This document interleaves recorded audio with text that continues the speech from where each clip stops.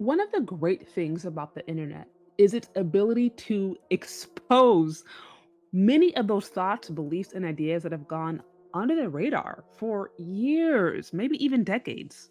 It puts it all on public display for the entire world to grapple with.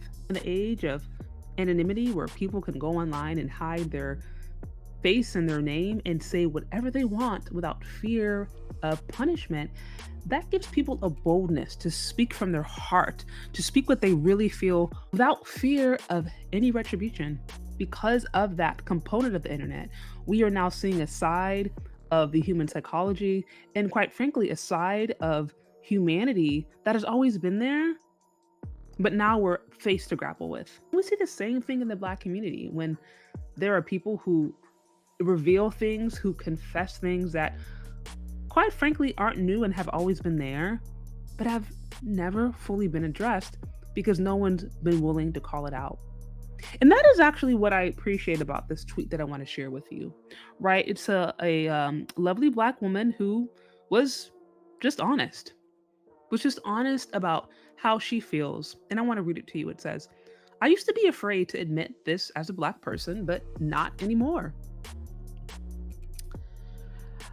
When I see a Black man date a white woman, it gives weak in my head because I start to question, can you handle a Black woman?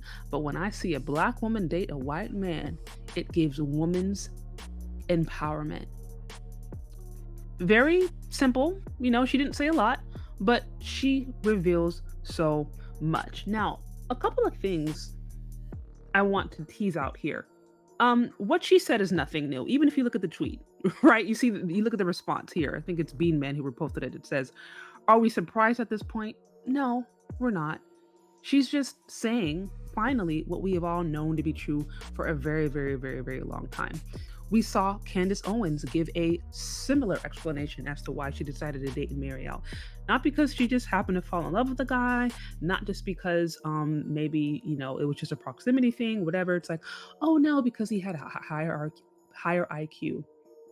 Oh, because he had a better position, a better standing. He was of a better stock, right? Going back to this idea that marrying white is you leveling up. It is you improving yourself.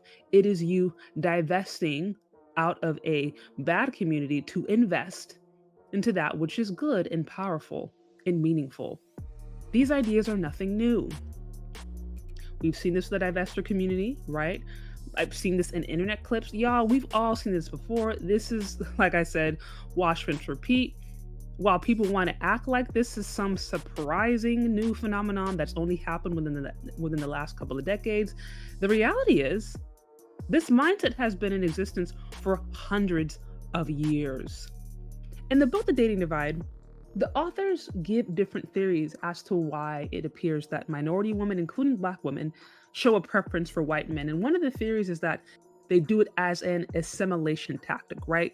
This belief that and marrying white and marrying into the dominant class, they will essentially be able to receive perhaps, more access to resources, a better social standing, and ultimately a more comfortable life, right? So this is one of the theories that the dating divide gives as to why they consistently see minority women all have this preference for white men.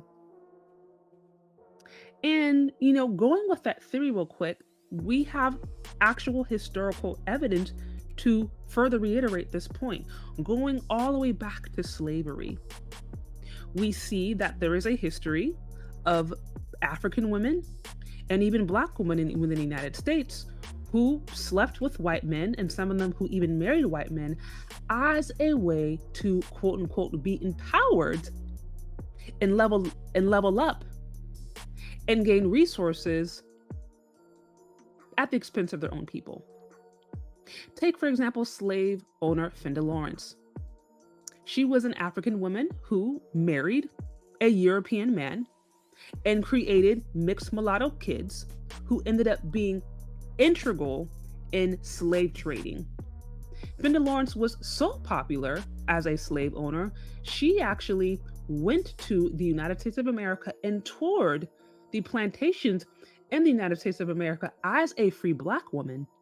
She toured the plantations, and to my understanding, she actually lived there for some time, and she partnered with white men and even had white men vouch for her on her behalf while she was living in a time of slavery in America so that she herself would not get caught up. This is a black woman, right? Partnering with white men in the society to be empowered, to be protected, to gain the resources of the trade at that time, which happened to be black bodies, right?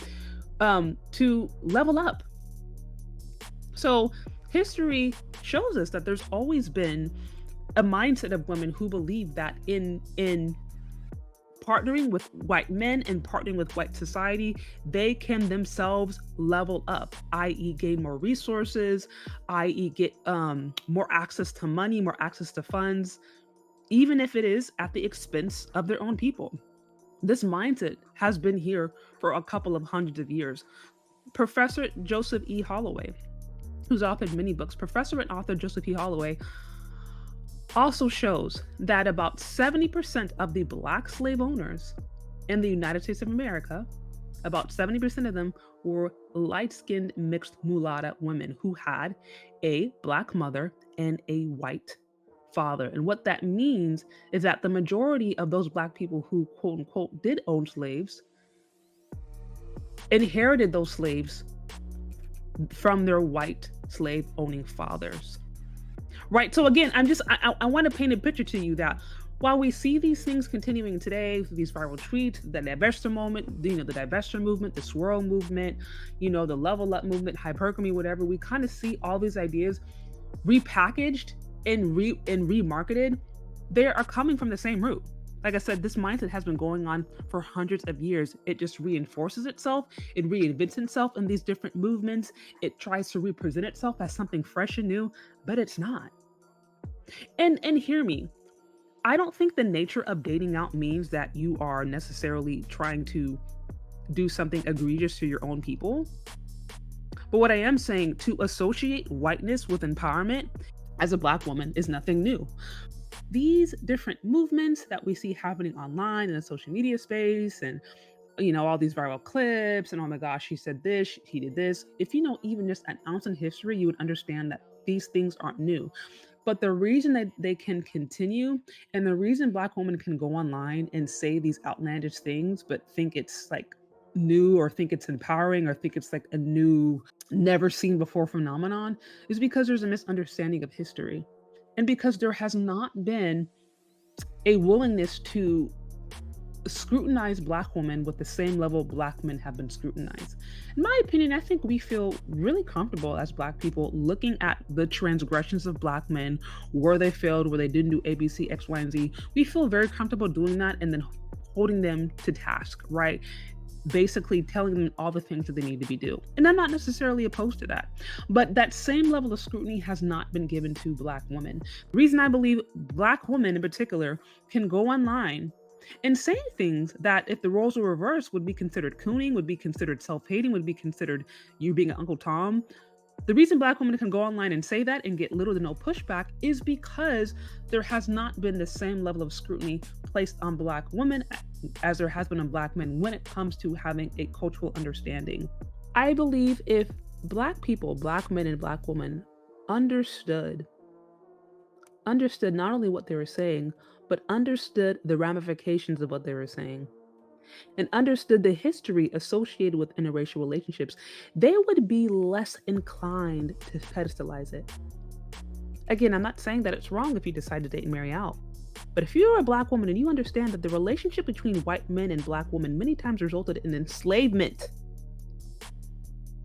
and the slavery of your people, if you understood that that was a direct link, right, that many of the slave traders were the results of black African women who collaborated with European men to create a mulatto slave trading class. If you knew that relationship was integral to the slavery and that without it, slavery would not have been nearly as successful, you might be less inclined to pedestalize it. You might just see it as any other relationship. But unfortunately, because these women really don't know history, and then secondly because this relationship and the connection between black women and white men, what it meant historically, right? Some of the different issues that arose from it historically and the way that it was used to terrorize their people historically, because that has never ever really been addressed. These things can continue. These things can continue, these ideas and these beliefs can remain without any pushback.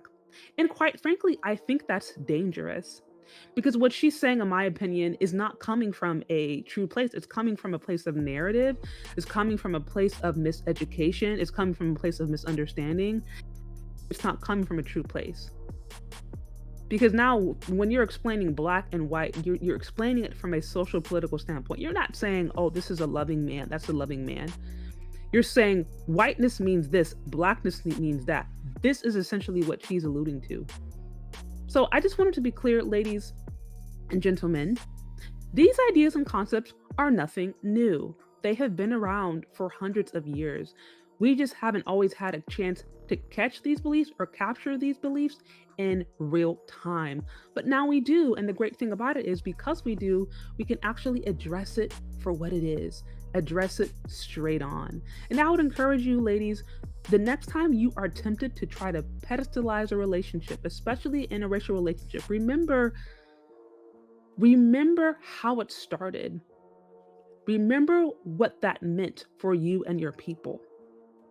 I'm not saying that you can't have an interracial relationship, but I want you to recognize that historically, those relationships were not always good. In fact, those relationships were actually integral and key to the enslavement of your ancestors. So let's not get ahead and let's not pedestalize something. Just take the relationship for what it is. And also, let's try to be consistent. Let's not give ourselves a pass and at the same time judge men for doing the same thing. I don't think that's fair.